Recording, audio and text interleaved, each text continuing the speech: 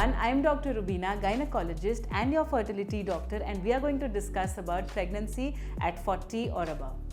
A lot of time patients come to us and ask, ma'am, whether pregnancy 40 पे possible है कि नहीं? But yes, it is possible. I always tell my patients that either natural pregnancy happens or assisted pregnancy happens. Natural pregnancy means which happens after an unprotected intercourse, or assisted pregnancy happens when doctor intervene and doctor either does IUI or IVF. Now at the age of 40, definitely if you compare yourself with someone who's at the age of 20 or 30, they have higher chance of getting pregnant naturally. But at the age of 40, the chances of natural pregnancy drastically reduces.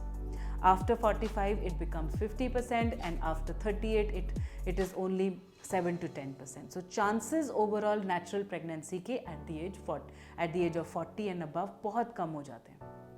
जब भी कोई couple try करता है हर महीने with normal findings with age less than 35, their percentage is 12%.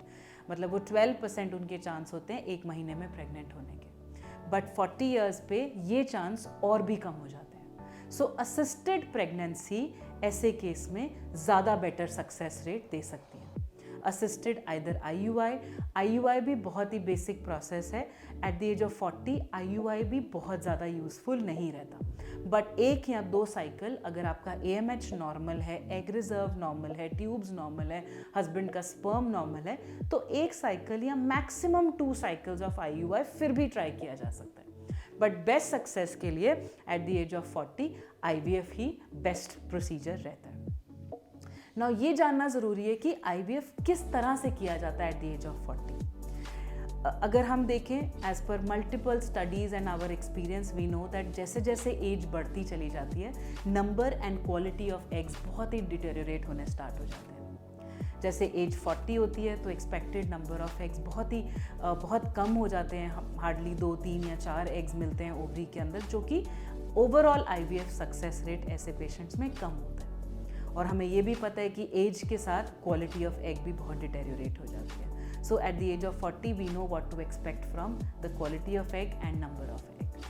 Now अगर हम ऐसे केस को डील कर रहे होते हैं तो either we advise कि अगर आपका AMH कम है तो या तो आप पूलिंग IVF करो. पूलिंग IVF का मतलब है एक बारी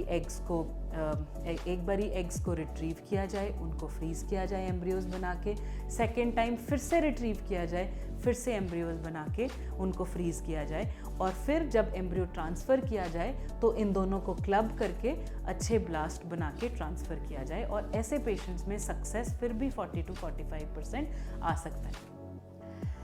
सेकेंड ऑप्शन रहता है ऐसे पेशेंट्स में, कई बारी हमें देना पड़ता है पेशेंट्स को ये ऑप्शन. अगर उनके एग्स बहुत कम होते हैं तो हमें उनको डोनर IVF का ऑप्शन दिया जाता है. अगर एग्स कम होंगे तो डॉक्टर एग्स बना नहीं सकते, ना ही आपकी बॉडी किसी भी टैबलेट इंजेक्शन से एग्स को बना पाएगी. It's just that age related changes हैं, हमें एक्सेप्ट करना पड़ेगा और ट्रीटमेंट को आगे चलाना पड़ेगा. सो ऐसे केस में डोनर IVF का है जो सक्सेस है वो बहुत अच्छा होता है. बट इस वीडियो से मैं आपको ये मैसेज देना चाहती हूँ कि कहीं पे भी ऐसा नहीं है कि 40 पे प्रेगनेंसी नहीं पॉसिबल है. Right kind of doctor, right type of treatment आपकी ज़रूर हेल्प कर सकता है.